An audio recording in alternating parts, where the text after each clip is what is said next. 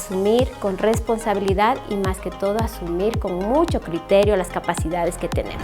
Y mi vida de campo fue de ingeniera de campo, es decir, con las manos sucias y haciendo lo que los ingenieros de campo hacen.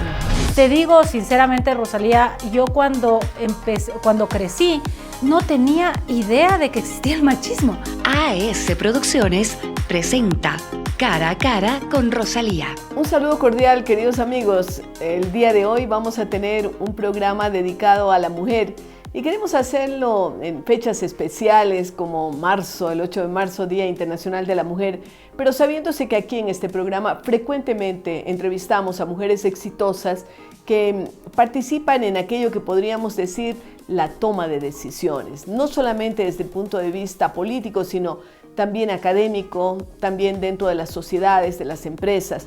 Sabemos que a pesar de lo mucho que se ha avanzado, y esto lo digo por experiencia propia, sin embargo, siempre hay más espacios que conquistar.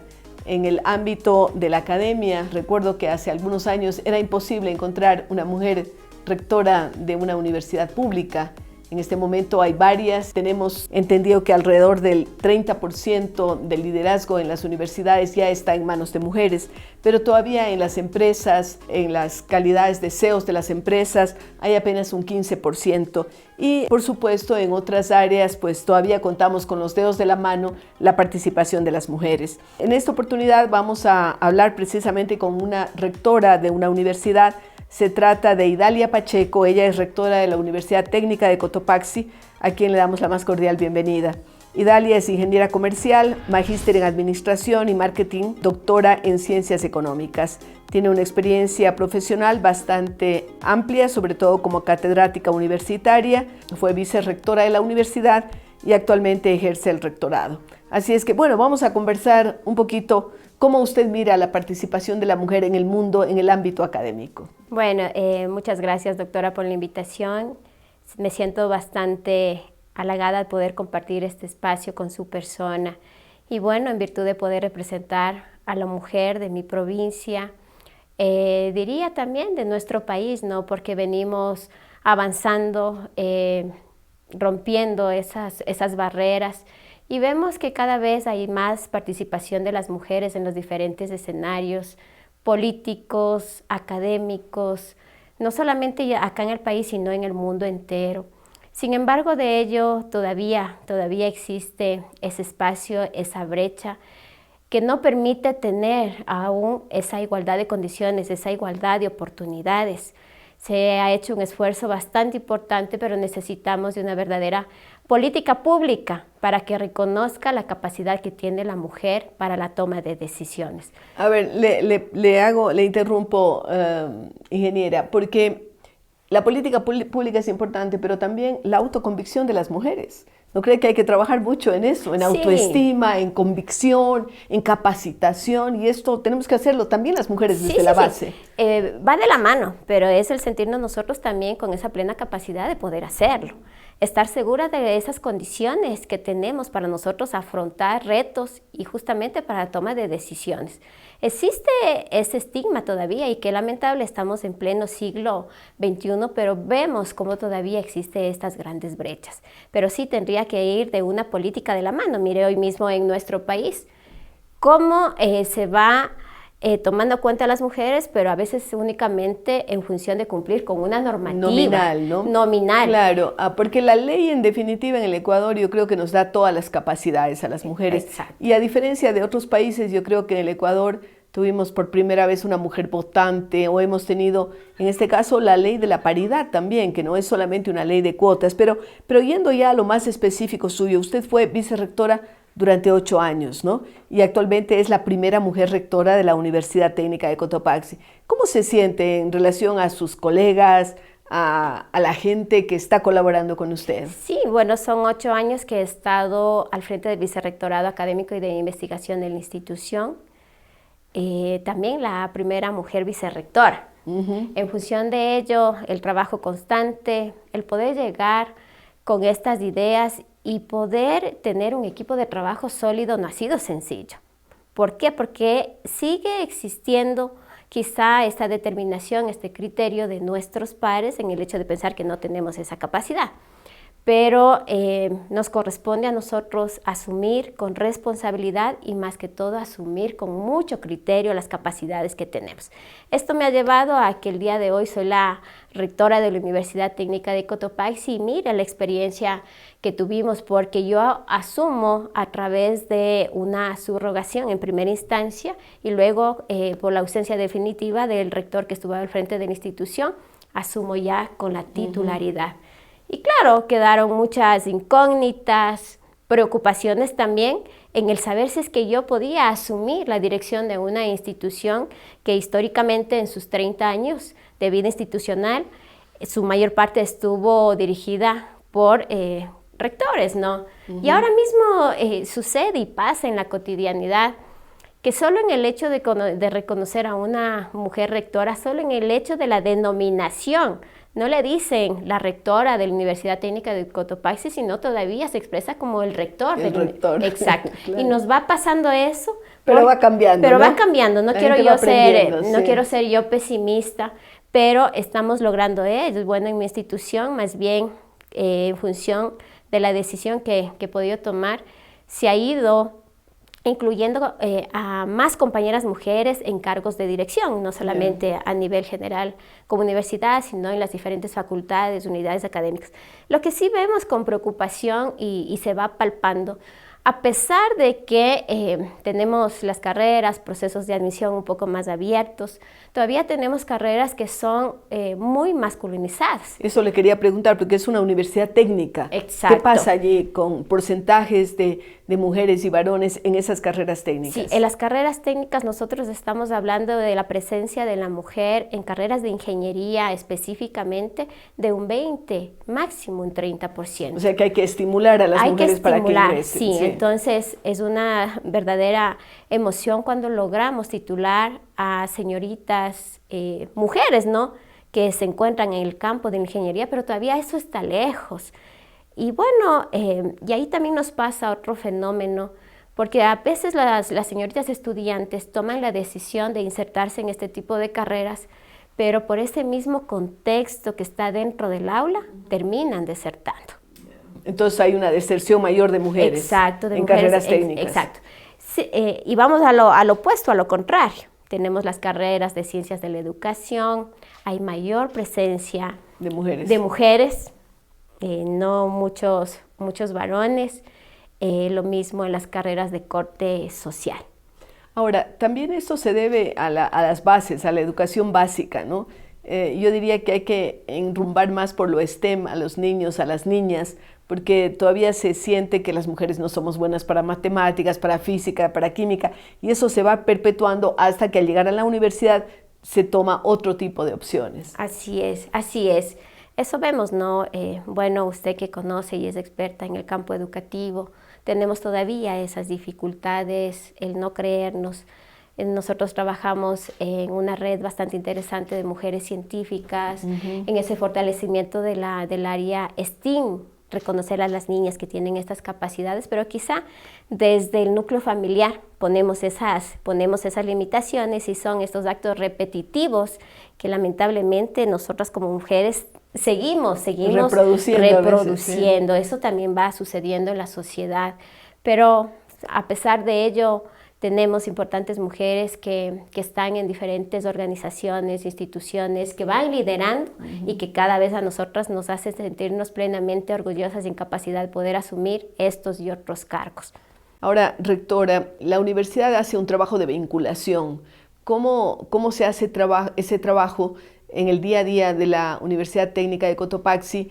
¿Y qué acciones en favor de las mujeres se están tomando como universidad? Ya no solamente dentro del núcleo universitario, sino hacia el exterior. Sí, bueno, nosotros trabajamos con base al modelo educativo que está muy bien definido, un modelo que busca transformar la sociedad a través de un trabajo en campo, a través de un trabajo en territorio, menos horas en las aulas universitarias, más horas en esos espacios que primero nos sensibilicen como seres humanos, independientemente de que seamos hombres o mujeres.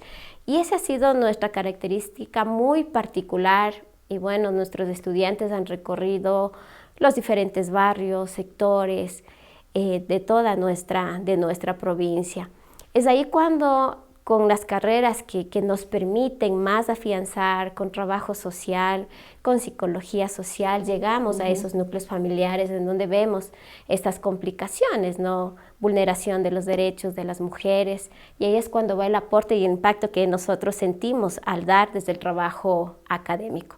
Siempre decimos, es el rol que nos corresponde, pero a veces también nos vemos en esta limitación porque podemos llegar con esa mano que transforma por parte de nuestros estudiantes, pero hay situaciones mucho más complejas que vivenciamos, que vivencian los estudiantes, y sí nos quedamos a veces con esas buenas intenciones de dar mucho más. Entonces por eso sí necesitamos de todo, una política global, analizando también la situación social que vive el país. Y Cotopaxi tiene indicadores muy preocupantes, desnutrición infantil y otros. Desnutrición infantil, una provincia que tiene un porcentaje muy alto de consumo de alcohol, porcentajes muy duros, ¿no? Pero bueno, nosotros llegamos con estas posibilidades. Hay otra pregunta. Me imagino que muchas de las estudiantes son casadas o emparejadas y están gestantes o tienen hijos pequeños. ¿Hay alguna política dentro de la universidad para ayudar a esas mamás con lactarios, con parvularios, no sé, con lugares en donde puedan dejar sus niños para que puedan tranquilamente tener acceso a sus clases? Sí, nosotros tenemos los espacios de lactancia segura en cada uno de nuestros campus universitarios. Tenemos referenciado a las mamitas, ¿no?, que están en esas condiciones de gestación complejas. Realizamos un aporte, una ayuda económica para que puedan avanzar en su proceso de formación. Tenemos vínculos con el Ministerio de Inclusión Económica y Social para que conjuntamente, y ahí nuevamente están nuestras estudiantes de educación inicial, también apoyando a esos niños, ¿no?, que muchos requieren del cuidado. Son políticas que las vamos aplicando. Lo que queremos, como siempre, es desigualdad, buscar esa igualdad de oportunidades, sin discriminación. Y bueno, también yo no puedo señalar de que no existe en la universidad, porque también sí hemos vivido, sí hemos sido testigos de algunas acciones que violentan a la integridad de la mujer, y no solo de la mujer, también de nuestros estudiantes hombres. También vemos eso. Y son estas situaciones que quizá impulsamos a que las estudiantes hablen, comuniquen para poderlas ayudar. Pero atendiendo la salud emocional también. Exacto, sí. Sin embargo, todavía sí existe ese temor y este miedo a poder hablar. Nosotros declaramos internamente un espacio libre de violencia de género, pero todavía existe, y qué difícil es porque, y conocer que las tasas son duras, ¿no? A nivel de país, de cada 10 mujeres, 7 han sido violentadas, así lo señala. Entonces también es lo que buscamos, un espacio seguro para nuestras estudiantes, docentes, trabajadores. Y que no se repliquen esas prácticas violentas. Exacto. Si tendría que expresar un deseo ya para terminar la entrevista, ¿qué diría usted en estos días, en este mes de marzo, Día Internacional de la Mujer, como una aspiración? Primero, el respetarnos como seres humanos que somos todos, ¿no? Que se entienda la capacidad que nosotras como mujeres la tenemos, que se nos dé estos espacios, pues, y que también nosotras como mujeres busquemos ese espacio, que pongamos a flor nuestras capacidades, que nos autopreparemos, y que, bueno, también a través de la política pública se oriente, y que tengamos definido estas líneas para evitar estas brechas de desigualdad, esas brechas salariales que cada vez son más latentes, y bueno, que nosotras como mujeres hacemos un aporte muy importante para el desarrollo de nuestro país, de nuestros hogares, y somos ejemplos de buenas administradoras, de personas que tomamos las mejores decisiones, y como dije, tenemos ejemplos muy palpables que han hecho que nosotras nos sintamos plenamente motivadas para poder seguir avanzando. Excelente. Muchas gracias, rectora. Gracias. Feliz Día de la Mujer. Y con ustedes, queridos amigos, estamos luego de una pausa.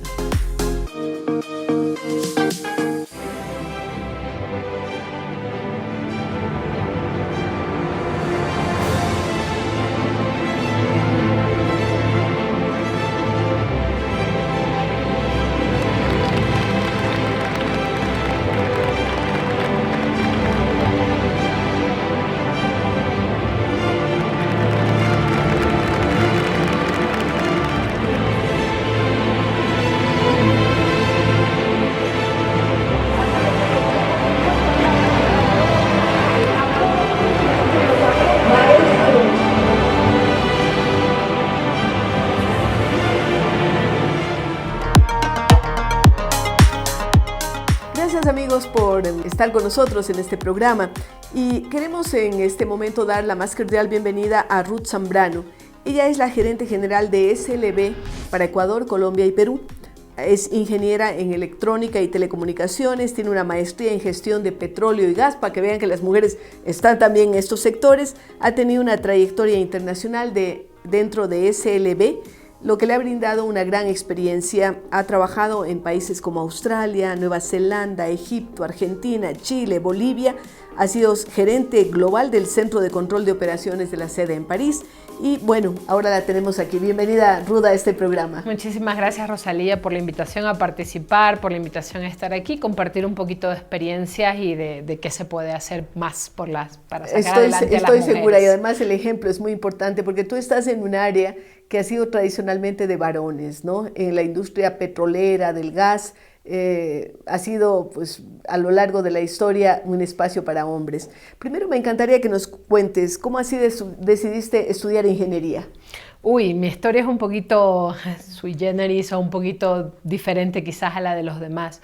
Ingeniería no fue mi primera opción, no. Yo quería ser artista. Ah, caray. Y bueno, en esos años, y eso es hace como 20 años atrás, mi mamá, que es doctora, es medicina, me dijo, pero de artista es difícil que puedas vivir en Ecuador. Te vas a morir de hambre. Te vas a morir de hambre, me dijo. Sí. Escoge algo más porque no es una carrera que te va a dar para poder vivir y vivir independientemente, que era lo que ella siempre buscaba para mí.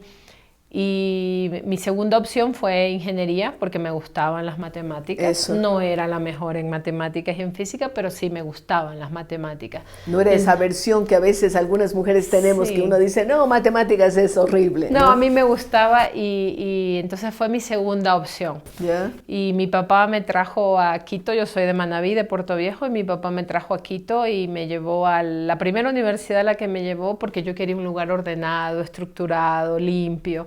Y a la primera universidad que me llevó fue a la ESPE, y cuando yo entré en la ESPE me enamoré primero del lugar, todo ordenado, en la Universidad de las Fuerzas Armadas, obviamente con mucha estructura, claro, mucha muy rígida, mucha disciplina, y me encantó y le dije, acá me quedo.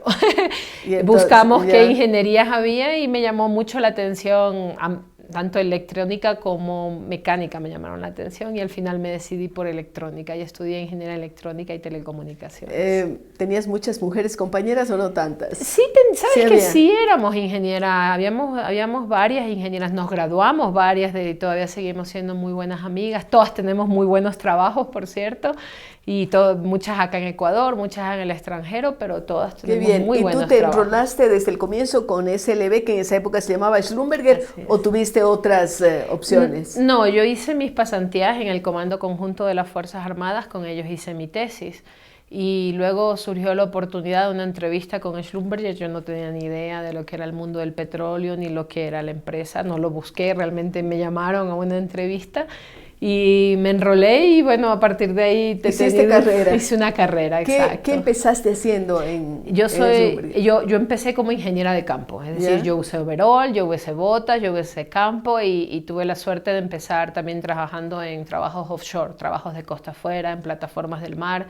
Y mi vida de campo fue de ingeniera de campo, es decir, con las manos sucias y haciendo lo que los ingenieros de campo hacemos, ¿no? Que es obtener datos, analizar, estudiar la tierra para identificar dónde hay petróleo, dónde hay gas y también el cómo hacerlo, cómo sacarlo, cómo producirlo. ¿Te sentiste a veces preocupada porque eras mujer y que algo no podías hacer o no? Porque tú eres un caso especial porque tenías una mamá doctora, sí. No todo el mundo ha tenido esa posibilidad, ¿verdad? Sí. Entonces ya tenías un ejemplo en la casa. Sí, sabes que sí, y yo tengo que reconocerlo que al inicio yo muchas veces era la única. Y eran 100 hombres y yo era la única en una plataforma, o éramos 2 mujeres y el resto eran todos hombres.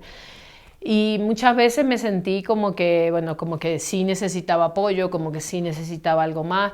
La parte física es innegable, nosotras somos, no podemos levantar tanto peso. Imagínense, yo empecé hace 20 años atrás, entonces obviamente todavía no había todas las ayudas mecánicas que el día de hoy ya existen. Entonces desde ese momento sí había ciertas limitaciones, pero la industria del petróleo, del gas, de la energía, así como muchas industrias han ido avanzando de una Muchísimo, manera claro. exponencial. El día de hoy hay ayudas mecánicas, el día de hoy ni hombres ni mujeres levantan peso tan elevado. Para eso están las máquinas. Para eso están las máquinas, Claro. y también porque no es bueno ni para los hombres ni para las mujeres. Entonces, ¿Has visto una evolución enorme en la tecnología de la industria petrolera? Uy, la evolución es inmensa, o sea, es exponencial, y eso es bien importante decirlo, ¿no? Lo que hacía un ingeniero hace muchos años no es lo que hace un ingeniero el día de hoy, ni los software, ni el hardware de lo que usamos es lo mismo. Entonces, el día de hoy es mucho más, yo no lo quiero llamar fácil, es diferente y se trabaja mucho más con la cabeza que con las manos, ¿no? Y con el peso. Entonces, el día de hoy es una carrera que cualquiera la puede hacer, hombres o mujeres, y que yo realmente invito a que más chicas se animen a estudiar carreras técnicas, porque al final necesitamos de las mujeres, porque somos el 50% de la población, para poder crear esas nuevas tecnologías, para poder tener esas ideas nuevas de lo que necesita el mundo, ¿no? Claro, veía, por ejemplo, que se necesita una cantidad enorme de programadores, así es. De computadoras y para trabajar con inteligencia artificial, y no hay suficiente gente para estas áreas. Entonces, ¿cómo incentivar? ¿Tú has sentido que luego de tu ingreso en SLB, en esa época Schlumberger, ha ido aumentando el número de mujeres que trabajan en las diferentes áreas, pero sí, todavía hay algunas otras en las que deberían incursionar? No, sí, y por ejemplo, y yo lo digo, o sea, al ser una empresa multinacional, una empresa que está en muchos países, obviamente tenemos unos objetivos muy altos que vienen dados desde unas gerencias globales, ¿no? Entonces nosotros en el 95 nos impusimos que al 2005 queríamos el 15%, al 2025 queremos 25% de las personas que trabajamos dentro de SLB tienen que ser mujeres, al 2030 queremos el 30%, y así nos vamos imponiendo objetivos. Entonces aceleramos un poco el preparar, el contratar, el entrenar y el llevar a que más mujeres estén en posiciones de liderazgo, porque necesitamos la masa crítica para poder llegar a la paridad, que es realmente lo que todos queremos. Y llegar a esos cargos de dirección. Exacto. Ahora, tú has ido escalando posiciones, pero también tienes una conciencia ambiental, ¿no? Así es. Que es un tema que dentro de la industria tiene que hablarse muy fuertemente. Así es. Y sí, porque el mundo necesita que todos lo hagamos mejor. Las personas de la industria mía, pero también las personas de todas las industrias y todos en casa necesitamos hacerlo mejor.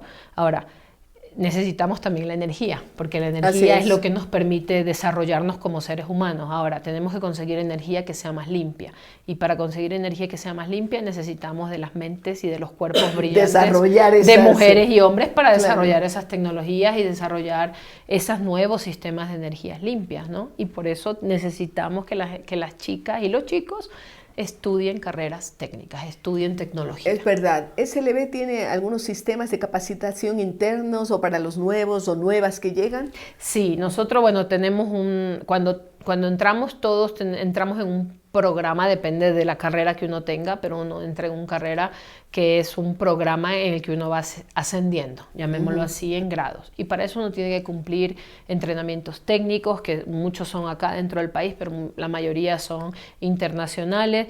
Pero también el día de hoy nos estamos preocupando mucho de hacer el reskilling, porque no es solamente hablar de las nuevas chicas o de las nuevas mujeres o de los nuevos chicos, también es hablar de que tenemos una fuerza laboral muy importante, con mucha experiencia, que todavía tiene mucho que darle a la empresa, a la sociedad y al mundo, pero que necesitamos que se entrenen todas las nuevas tecnologías. Entonces, desde hace 3 años atrás empezamos algo que es clave para nosotros, y que es que todos aquellos que tenemos una antigüedad con SLB tenemos que hacer el reskilling, es decir, reentrenarnos en las nuevas tecnologías. Tenemos un programa de inteligencia artificial en este momento en el que la inteligencia artificial ya es parte de la industria, entonces tenemos que usarla. Es una ayuda para los seres humanos, para que nos haga la vida más fácil. Para tenerle miedo, sino saber cómo usarla. Saberla cómo usarla. Y yo, por ejemplo, pongo un ejemplo que en mi caso como gerente me ayuda mucho. Recibo, no sé, como 500 emails al día, entonces en la mañana yo le digo, Copilot, ¿me puedes por favor hacer un resumen de los correos? ¿Cuáles son los más importantes y cuáles son las tareas más importantes que tengo que hacer para el día? Obviamente es algo que todavía está aprendiendo. Paulatinamente, ¿no? Porque sí. yo al comienzo, bueno, yo no uso tanta tecnología, pero yo me imagino que se le digo copiloto, ayúdame, después no le voy a creer al copiloto y voy a acabar revisando todo, ¿no? Bueno, pero poco a poco todavía estamos en ese momento en el que tenemos que chequear lo que la inteligencia artificial nos dice, ¿no? El resumen que me hace, obviamente yo voy y reviso. Y obviamente y al comienzo es más trabajo, pero después ya no. Y he encontrado algunos errores, entonces se le dice, no, esto no hiciste bien, entonces va aprendiendo. ¿Sí? Pero poco a poco yo veo que la cosa va mejorando y lo va haciendo mejor. Entonces, qué interesante. Tú te entrenas, claro, pero también entrenas a la inteligencia artificial porque la alimentas, ¿no? Así es, y la alimento de acuerdo a lo que yo necesito como persona, ¿no? Y eso es lo importante, no hay que tenerle miedo a la tecnología, hay que ver cómo se la usa para que sea útil para lo que cada persona en cada posición de trabajo necesita. Yo sé que hay una pregunta que de cajón, y a mí me la han hecho muchas veces, pero ¿cómo compaginar tu vida personal con la vida laboral? Porque has estado en muchos países, has tenido que estar tiempos en plataformas, en offshore y todo esto. ¿Cómo has ido compaginando esas dos partes de la vida?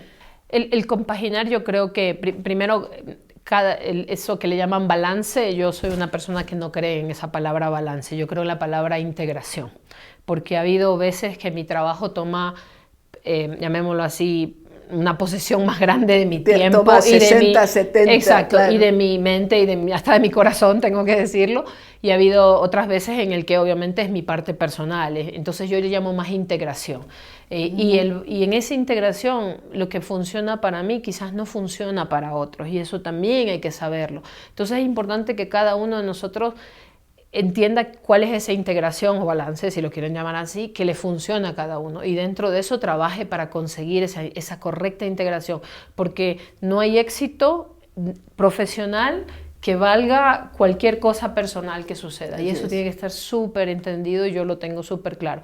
Mi consejo siempre es: entiendan qué es lo que les sirve a cada uno, trabajen en eso, hay que hablarlo con sus gerentes, con sus jefes, con su entorno, decir esto es lo que a mí me funciona y poner ciertos límites, ¿no? Yo voy a contarles uno, para mí mi límite es que yo los viernes a las 2 de la tarde normalmente estoy súper cansada, fundida como decimos, porque sí. Normalmente le pongo mucha intensidad a mi semana, entonces el viernes hasta las 2 de la tarde yo les digo, les acepto reuniones, meetings, almuerzos. Después no. Viernes 2 de la tarde yo necesito llegar a mi casa, ponerme mis pantuflas, mi pijama y quizá tomarme un café con mi esposo, relajarme un poco el día viernes. San Viernes. Es San Viernes, exacto, o hacer algo con mis amigas, claro. Pero eso es lo que a mí me funciona. Ahora a otras personas les gusta trabajar el viernes y está bien.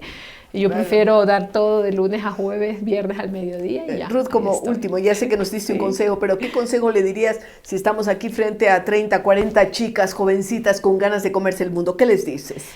Yo les digo que primero yo quiero decirles que tienen que estudiar algo que les guste. Eso es lo más importante. Cuando uno es feliz con lo que uno hace todo lo que está en sus manos para triunfar. Eso es lo primero que yo les digo. Pero también les digo que el mundo ha cambiado muchísimo y sigue cambiando de una manera súper rápida. Entonces yo les pido que realmente piensen en aquello que van a estudiar, porque también creo que puede ser muy frustrante para la gente joven. Yo lo veo todos los días que a veces se dedican a estudiar algo que después no tiene la salida laboral, y eso es frustrante. Entonces yo les pido que investiguen un poco. El día de hoy hay tantos recursos en internet que son gratuitos, que pregunten, que nos pregunten a quienes estamos, porque hay bastantes cosas que han cambiado en el mundo. Entonces que realmente se tomen ese tiempo para pensar qué es a dónde realmente van a llevar su vida. La parte técnica tiene muchas oportunidades el día de hoy para mujeres, porque estamos atrasados con el resto de profesiones. Entonces que no descarten la parte técnica y que estudiar una ingeniería. Para estudiar una ingeniería no se necesita ser un sabio en las matemáticas, se necesita querer, que te guste y obviamente ponerle mucho trabajo y mucho empeño como en todo lo bueno en la vida. Así es. Gracias, Así es. Ruth.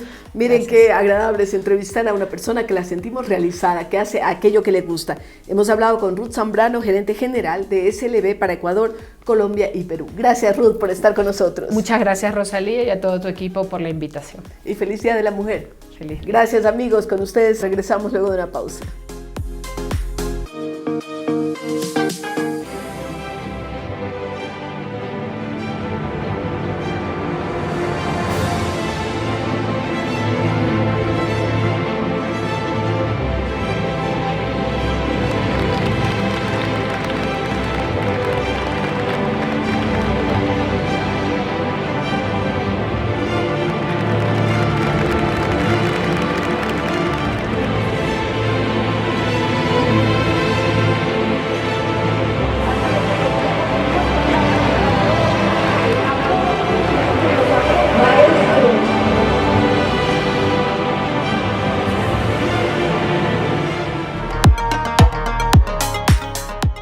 Gracias, amigos, por continuar con nosotros en este programa. Tenemos ahora la posibilidad de conversar con Michelle Villavicencio.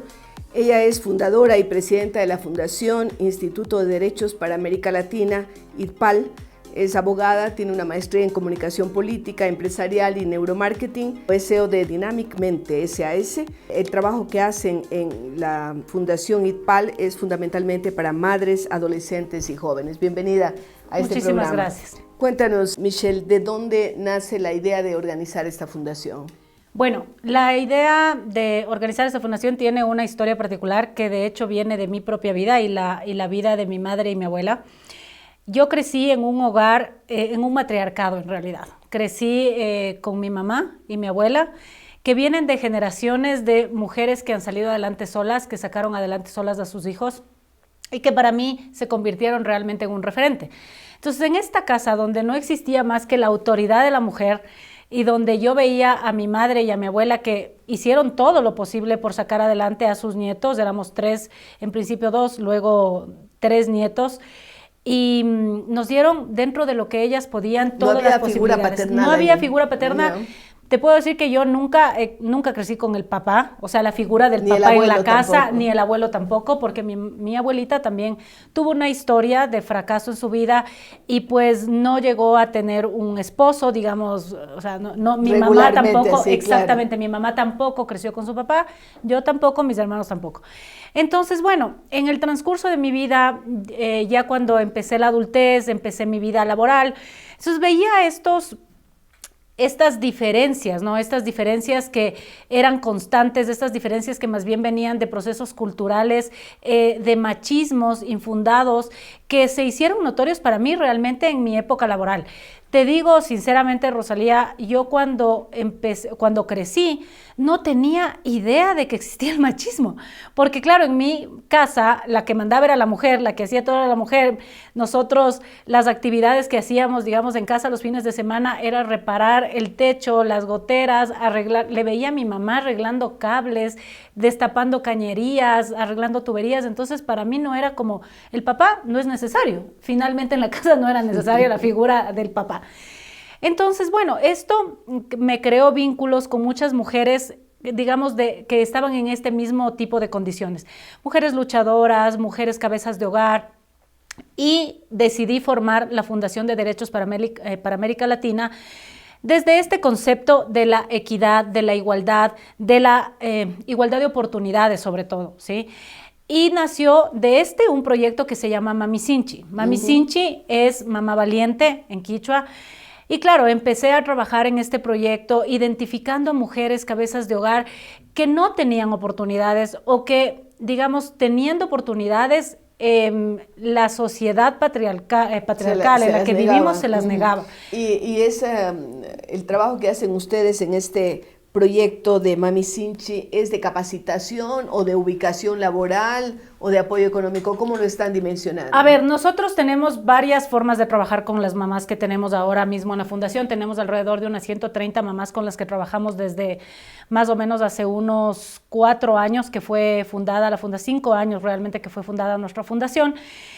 ¿Y qué hacemos? Nosotros, el principio fundamental para mí de la experiencia que yo viví con mi mamá y mi abuela es que si una mujer no tiene independencia económica, no Así tiene es. libertad de nada. Definitivamente. De nada. Eso es un condicionante. Exacto, es sí. un condicionante para que tú puedas salir adelante y por sobre todas las cosas sacar adelante a quienes son, o sea, quienes dependen de ti, quienes están dentro de tu núcleo familiar. Entonces, claro, para mí, digamos, dentro de mi niñez, que cuando yo crecía, veía dos mujeres independientes, solventes. No te puedo decir que crecí con lujos, con riquezas, pero sí crecí con lo las necesario. cosas necesarias. Había sobre todo seguridad. Había seguridad porque no teníamos, digamos, esta intervención machista de maltrato que nos podía generar daños en nuestra niñez, sino más bien yo tengo recuerdos de una niñez feliz. Entonces, ¿qué decidimos? Que las mujeres debían emprender en proyectos que les permitieran tener independencia económica. Pero hay algo fundamental que viene atrás de esto y es la formación y la educación. Si no me educo, si no me formo, no creo que debamos pretender que por el simple hecho de ser mujeres me deban conceder la oportunidad de llegar a un cargo directivo o de tener oportunidades de estudiar. Porque no estás preparada. Porque no estoy preparada, simplemente. Yo tengo que estar preparada para ser competitiva y tengo que estar preparada para un entorno en el que debo lidiar con también las capacidades de las otras personas que son hombres o mujeres también, pero necesito estar formada. ¿Y qué hicimos? Yo antes de realmente de contactar con las mujeres y contactar con el público objetivo con el que ahora trabajamos, empecé a hacer muchos convenios, porque yo decía, tengo que estar preparada, debo tener algo para ofrecer a las mujeres que sean parte de la fundación. Entonces hice alianzas importantísimas con universidades, una de ellas con la Universidad de las Américas, con institutos, porque claro, la realidad económica de las mujeres no es la misma. No todas pueden acceder a educación en una universidad privada, aun cuando tengan beca, o no pueden acceder a formación, digamos, y entonces permanente. ¿Les consigues gratuidad en la educación? Les consigo gratuidad, les conseguimos capacitación permanente, conseguimos formación. Además, también con este convenio que hicimos con la UDLA fue súper importante porque no solamente era capacitarles en habilidades y destrezas, también es muy importante hablar de ellas desde el lado psicológico, desde el lado de su formación personal, desde cómo como personas pueden además transmitir esto a sus hijos, porque acordémonos que esta carga emocional que ellas tienen respecto de los hijos que están criando solas, muchas veces también es un impacto que los niños van a tener de manera o positiva o negativa. Entonces damos charlas sobre temas de derechos humanos, temas legales, por ejemplo, cómo... Imagínate que para mí fue sorprendente, de hecho alguna vez tuve un taller súper grande que hicimos en el Valle de los Chillos y resulta que las mujeres no sabían cuáles eran sus derechos. No tenían ni idea que tenían derechos para empezar. Así es, claro. Y no sabían cuáles eran estos. Y cuando les empezamos a hablar de sus derechos, de cómo la violencia no es normal, de cómo no deben normalizar el hecho de que una persona sea violenta psicológica o físicamente con ellas o con sus hijos. Entonces no sabían cómo demandar, a qué autoridad recurrir, cómo hacer para valer sus derechos, ¿no es cierto? Y los de sus hijos también. Entonces tenemos este tipo de formación. Además nosotros tratamos de ayudarles a ellas cuando ya empiezan con emprendimientos, con ferias. Por ejemplo, hacemos alianzas estratégicas con empresas que les dan espacios, con una de las empresas aliadas que tenemos nosotros, hacemos 2 ferias al año. Hacemos una feria en inicio de clases y una feria en la Navidad, más o menos para las épocas de Navidad. Entonces, ¿qué hacemos? Las mamás de nuestra fundación preparan sus cosas, van a vender en la feria, tenemos 3 días de ferias en cada uno de los espacios. Y además también contactamos con empresas que puedan emplearles. Entonces, de hecho, la Fundación hizo un convenio súper importante el año pasado. Hicimos un convenio con el proyecto ANA de la primera dama, de Lavinia Balbonesi, para que ella pueda integrar a nuestro grupo de mujeres que han venido formándose en preparación como contabilidad básica, como manejo de Office, contabilidad para no contadoras, atención al público, que puedan dejar ya su carpeta o su hojita de vida para que empresas con las que ellas tienen contacto, con las que ella tiene contacto, puedan involucrarlas y enrolarlas en sus empresas y en su bolsa de trabajo. Ahora, ustedes hacen un seguimiento, porque dices, empezamos hace 4 o 5 años y tenemos ya un grupo de 130 mujeres. Me imagino que van viendo la evolución de estas mujeres y van incorporando nuevas. Claro, a ver, nosotros hacemos el seguimiento permanente de quiénes están capacitándose, qué tipo de formación han tenido, y cuando ya tenemos como un cierto nivel de formación, ya, o sea, obviamente cada taller tiene sus horas de formación, les damos un título, una certificación de los institutos con los que trabajamos o la misma universidad. Entonces, ¿qué hacemos? Estas mujeres ya pasan como al siguiente nivel de posibles personas o posibles mujeres que ya están listas para conseguir trabajo. Y estás poniendo énfasis en madres, ¿no? Sí, en madres cabezas de hogar. No estamos hablando de mujeres que no tienen hijos, siempre son mujeres que tienen o hijos o están embarazadas o están, diríamos, con hijos pequeños. Sí, nosotros en este proyecto, sobre todo Mami Sinchi, sí estamos priorizando a las madres cabezas de hogar. Y adolescentes también, Adolescentes, ¿no? También, claro. Tenemos varias adolescentes, que los indicadores en el Ecuador son tremendos. Sí, tenemos una mamita, de hecho, una niña, porque era una niña en ese entonces, que dio a luz a su primer y único hijo que tiene, que lo dio mientras era parte de la fundación. Entonces ella se ha venido formando, ha venido capacitándose, ha venido asistiendo a todos los talleres que hemos podido lograr para ellas y valiéndonos de algunas, digamos, instituciones, de manos amigas, de empresas aliadas, que les puedan colaborar para que, como te digo, luego de pasar por procesos de formación, nosotros no pedimos que les regalen una ayuda, no pedimos que les regalen una oportunidad, pedimos que evalúen su preparación, su capacitación y su formación para que puedan ser parte de una sociedad económicamente activa, que es lo que quisiéramos, ¿no? Que todas las mamás lo logren. ¿Ustedes trabajan en Quito y en otras provincias también? Ahora estamos en Quito, o sea, estamos enfocados realmente en Quito, hemos empezado en Quito, nuestro núcleo está aquí en Quito y en el Valle de los Chillos. Entonces tenemos muchas mujeres también que vienen desde el Valle de los Chillos con las cuales hemos también hecho estos procesos de formación. Y claro, muchos son en línea porque no todas pueden movilizarse a donde están los institutos, que la mayoría, si no es todos, están acá en Quito. Entonces ellas hacen procesos de capacitación en línea también. ¿Cómo va el tema de deserción? Porque ustedes enrolan a las chicas, a las madres, pero de pronto se desmotivan o tienen problemas y dejan de trabajar. ¿Hay un seguimiento de esos casos? Sí, mira, yo te digo algo. Ahí hay algo que como sociedad debemos de estar súper claros, y es que yo, que he trabajado ya más o menos unos 5 años con este tipo de mujeres, este tipo de personas, como lo fueron mi mamá, mi abuela, hay algo particular en ellas, y es la falta de constancia. O sea, hay muchas mujeres que empiezan así con un ímpetu y con un entusiasmo y dicen, sí, yo quiero empezar, quiero colaborar, me quiero formar, pero a la mitad del camino se van. Entonces, ¿qué hacemos nosotras? O sea, es una forma de estimularles, y nosotros les decimos, si no pasas por lo menos 2 procesos de capacitación seguida, no vamos a poder seguir contando contigo en la fundación, y sales de la fundación. Lastimosamente las cosas se tienen que hacer así porque es una forma de motivarles a que deben continuar. Hacer que adquieran un valor tan importante como es la responsabilidad. Exactamente, ¿no? La responsabilidad, la constancia, la perseverancia, y siempre les hablamos de estos valores porque entendemos que es súper difícil. Para una mujer cabeza de hogar, te digo, yo soy madre cabeza de hogar, tengo 2 hijos adolescentes ya ahora, y claro, dividirte entre el sombrero de la madre, la empresaria, la mujer, la amiga, y además la persona que se quiere seguir capacitando y formando, es súper difícil. Así es, no es tan sencillo. Pero no es imposible. Y es lo que nosotros les decimos, no es imposible. Tenemos las mismas destrezas, las mismas habilidades, y hay que partir del principio básico de que todas tenemos las capacidades de poder lograr lo que queremos, siempre y cuando seamos constantes en lo que queremos hacer, en lo que queremos lograr.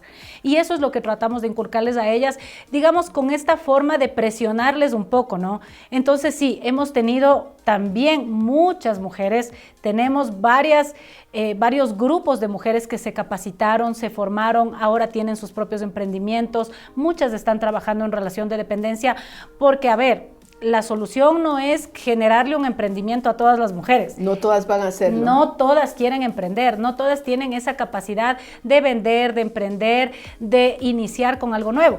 Pero si puedes, a través de la formación, lograr que ellas se incorporen o se involucren en una empresa, está lindo y es maravilloso. Ya es un éxito. Qué bien. Queremos agradecer a Michelle Villavicencio, que nos ha venido a hablar con tanto entusiasmo de la Fundación IDPAL y del trabajo que viene haciendo a través de proyectos como Mami Sinche, es decir, preocupándose por estas jóvenes mujeres que necesitan capacitarse y también insertarse en el mundo laboral. Gracias, Michelle, y con ustedes, queridos amigos, continuamos luego de una pausa.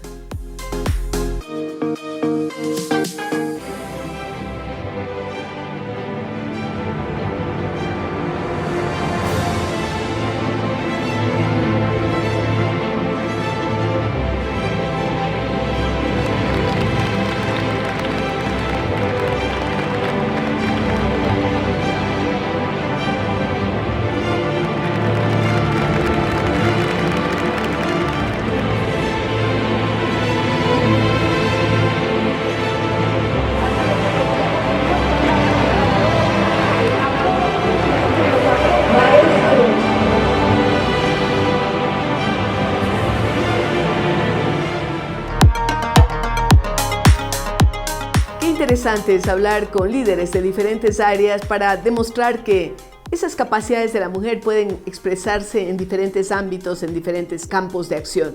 Y queremos ahora pasar a nuestro segmento cultural con un tema interesante.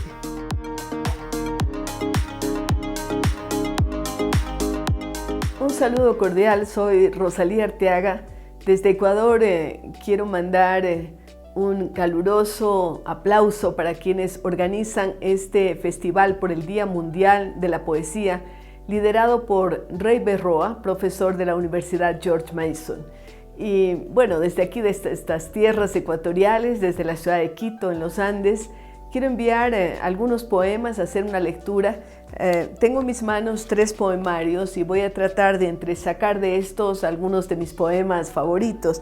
El primero es el libro Conjuros, en el que yo trato de representar aquello de la magia de la palabra, por eso se llama Conjuros. El otro se llama Rosa Carmín, que es una ironía en sí mismo el libro, porque alguien me pregunta quién es Rosa Carmín y yo digo, pues bueno, rosa es el color con el que nos ponen a las mujeres cuando nacemos y carmín el lápiz de labio, el blush que usamos. Y pienso que efectivamente las mujeres somos más que rosa y carmín. Y el otro es un poemario que lo sacó el Ángel Editor y en el cual pues tengo la mitad del libro junto con Piero de Vicari, un poeta argentino, y lo que me corresponde a mí le puse el nombre del diapasón de los cuarzos. Entonces voy a empezar con Conjuros leyéndoles un par de poemas de este poemario. Un poema que quiero compartir se llama Arquetipos y dice así: como los viejos árboles, como vientos y soles, como el mar y sus olas, cadencias infinitas que traen impregnados los genes, los principios, matriz, ancestro, savia, conjugados, diversos, inicio ya lejano, a veces olvidado, como ser que da vida, integra y nunca muere, permanece en la lenta retina de los ojos, en los recuerdos recios, en ese colectivo que asoma en las acciones, que lucha y apasiona, origen inconsciente, referente que forma las leyes, los principios, tal vez las decisiones, los porqués de las cosas y también las respuestas. Tengo que agradecer que algunos de estos poemas les ha puesto música el cantautor, también poeta Eduardo Neira. Y aquí va un poema un poco con remembranzas de mi estancia de algunos años en el Brasil. El poema se llama Candomblé y dice así: Olorun, Orixás, Oxum, Xangó, Iemanjá, clavo y canela, bahía densa y olorosa a ritmo de los tambores. La tierra no es una con el cielo, resuenan, redoblan, retiemblan la búsqueda del terreiro, del espacio, del jardín. La noche estala en rumores, en hálitos, en perfumes. Estoy parada en el centro con barriga de 6 meses.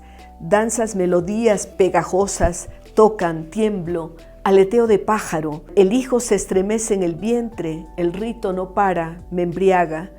Los trances se suceden, el santo encriptado, poseído, los ojos en blanco, la espuma que sale por la boca, pasan todos la mano por mi vientre, el niño que aún no nace da ventura.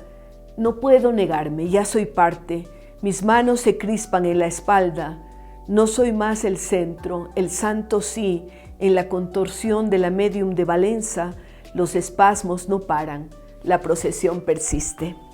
Y bueno, este libro, Rosa Carmín, es un libro de homenaje a mujeres que ya no están, pero que indudablemente han tenido un papel preponderante en la historia de mi país y en la historia también de América.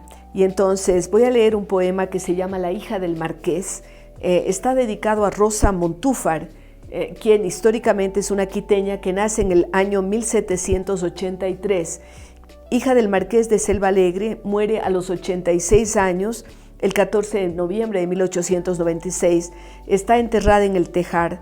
Trabajó por la independencia de la Real Audiencia de Quito y luchó por la libertad de su padre. Es una mujer cuyo recuerdo a veces se pierde en nuestra historia. Dice así: al calor de las tertulias de la casa solariega, ella de noble cuna, ella hija del marqués, ella arropada por tules con haciendas y jardines, aprendió de libertades, se crió en medio de ciencias, conoció a hombres ilustres, el marqués de Selva Alegre, también Humboldt y Caldas. Escuchó que en estas tierras tan ubérrimas, tan ricas, se cuajaban las consignas, se requería la acción de los hombres tan valientes, de mujeres aguerridas, educadas, iniciadas, sabedoras, instruidas, apasionadas y libres. Fue la hija del marqués, esa Rosa que batalla, que argumentó por su padre, prisionero y expoliado, y sabía de latín y escribía y negociaba, y de su prole cuidaba en medio de sus lecturas y trabajos que no acaban. Voy con un segundo poema de este poemario y creo que ahí voy a terminar porque el tiempo se me acaba, pero quiero leer algo relativo a la negra Fernanda. Esto está dedicado a la cocinera de Bolívar, ¿no? Fernanda Barriga nace en el 1807 en el Valle del Chota, cocinera de Manuela Sáenz, Simón Bolívar y probablemente de Eloy Alfaro. Vive alrededor de 100 años, según dice la leyenda. Y entonces a Fernanda Barriga, la cocinera de Bolívar. Con el color de su estirpe, Fernanda nace en el Chota, siente fragancias y mieles desde la cuna y el campo. Ella aprende muy seguido a mecer pailas y ollas, a degustar las frituras, a combinar los aceites. Su cadencia la acompaña cuando cuida de Manuela y hasta el final de Simón en San Pedro Alejandrino, besada por el Caribe, angustiada por el héroe que desfallece en sus manos. Ella piensa que sus guisos tienen que obrar el milagro, apartar los vientos malos con la magia en la cocina. El libertador se nos va, ya no lucha ni batalla, siente que arado en el mar, ella sigue en el cortejo y luego vuelve a sus lares. Con sus manos y su gusto sigue haciendo los potajes que enamoran muchos años, que consiguen seguidores. Es el grande inmortal, el Alfaro, quien proclama al Ecuador liberal, quien también siente el placer de los guisos de la negra. Ella tiene el rostro dulce y los ojos renegridos, enmarcados por arrugas, centenaria y siempre sabia, por fin encuentra reposo. Transcurrieron por sus manos ingredientes deliciosos, aromas, mieles, licores, que encantaron paladares y sirvieron a los héroes, a los pueblos, sus hermanos.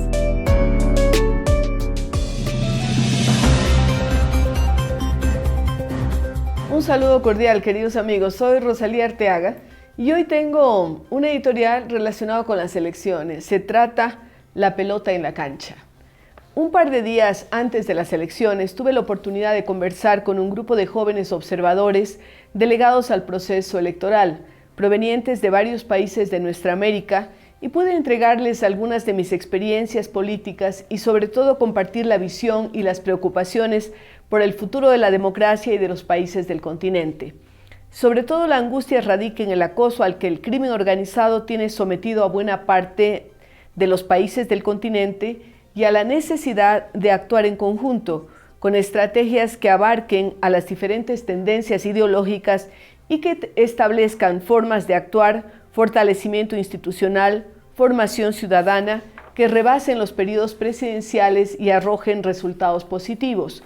De igual manera, dada la juventud de la población del continente y los relevos generacionales, reflexionamos sobre la importancia del voto joven, del liderazgo que deben ejercer las nuevas generaciones y de las responsabilidades que indudablemente les tocan precisamente en estos momentos de tanta incertidumbre y de debilitamiento de las democracias. Y ahí radica buena parte de nuestras preocupaciones, el cómo fortalecer la institucionalidad de los países, afianzar a los partidos políticos que son los cauces por los que debe fluir la participación ciudadana, dar respuesta a las acuciantes necesidades de las poblaciones en cuanto a servicios básicos, salud, educación, empleo, seguridad. Por ello es más destacable que los jóvenes sientan interés por participar, por ser protagonistas de sus propias historias y las de sus países. La idea es que lo hagan con un sentido ético de servicio, con el deseo de modificar el entorno, con las ganas de marcar la diferencia y transformar las realidades que no son las deseables. En la parte final de mi intervención les pedí reflexión y acción y les dije que ahora la pelota está en su cancha, en la de los jóvenes que deben ser parte de la solución de los problemas y ser los responsables por crear un mundo mejor. Espero que ustedes estén de acuerdo con este comentario. La pelota está en su cancha. Bien amigos, estamos llegando al final del programa. Queremos reiterar la importancia del liderazgo femenino que a veces se enfrenta a retos estructurales y también mentales que tenemos que cambiar esa pila, ese chip y pensar que las mujeres podemos hacer todo aquello que nos propongamos. Queremos también aprovechar este tiempo para invitar al 17º Concurso Nacional y 12º Iberoamericano de Excelencia Educativa, que tiene como fecha límite, ya estamos a pocos días, 15 de marzo. Recuerden, premio para el mejor profesor del Ecuador, $10,000 y además viajes y la posibilidad de seguir estudiando en maestrías, en becas. La UNIR nos apoya con el premio máximo, así como Diners y UNICEF. Nuestra página web está en pantalla. Invitarles para el Club de las Abuelas, mujeres, ¿por qué no se animan? Únanse y hagamos cosas diferentes. Yo, abuela de 7, se los recomiendo. Queremos que nos visiten en las redes sociales que aparecen en pantalla y queremos despedir nuestro programa con un poema de Violeta Luna Carrera, poeta, narradora, crítica literaria, ensayista, periodista, activista por los derechos humanos de la mujer y catedrática ecuatoriana nacida en Guayaquil. El poema que les traemos hoy se titula Cuando pienses en mí. Cuando pienses en mí, encuéntrame en las cosas más sencillas, en esas cosas leves y profundas. Encuéntrame en el viento y en el arco celeste de la tarde y llénate de estrellas las mejillas. Seguramente es algo que se tiene en el recuerdo, seguramente es algo que se tiene entre las manos, seguramente es tu mirada dejándose querer como la música. Qué bello poema, ¿verdad? Gracias a Violeta Luna por haber escrito este poema. Con ustedes, queridos amigos, estaremos la próxima semana.